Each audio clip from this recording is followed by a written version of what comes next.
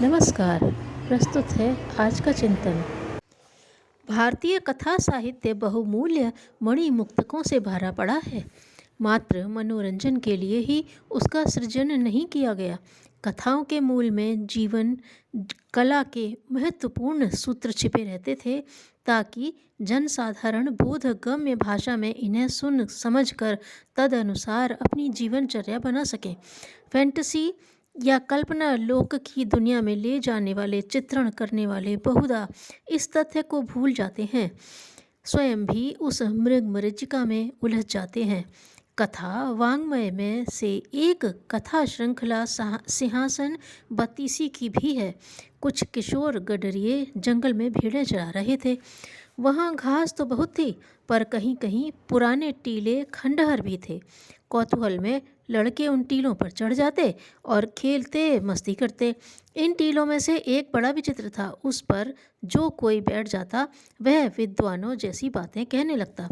साथ ही आश्चर्य करते कि अशिक्षित होते हुए भी ऐसी वार्ता किस प्रकार संभव होती है। सभी लड़के बारी बारी बैठते। जो बैठता वही विद्वान की भूमिका निभाने लगता।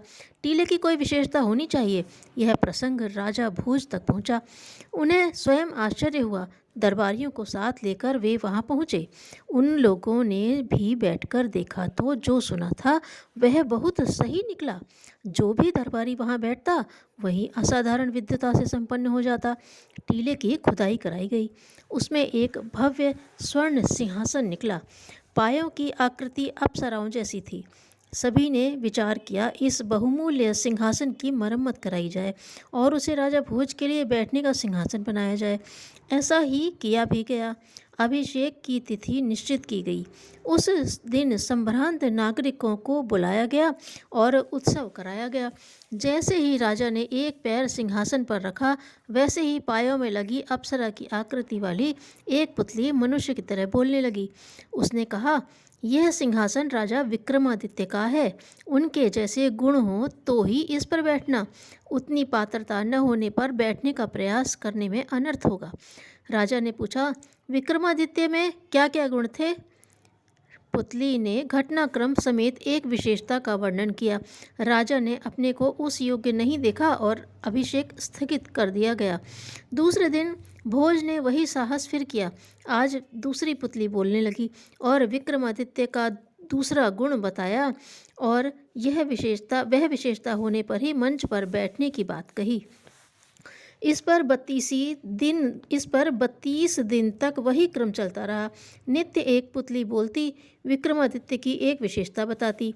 भोज आत्मनिरीक्षण करते तो उस प्रकार के गुण अपने में न पाते। 32 दिन में 32 पुतलियों ने 32 गुणों के 32 घटनाक्रम सुनाए।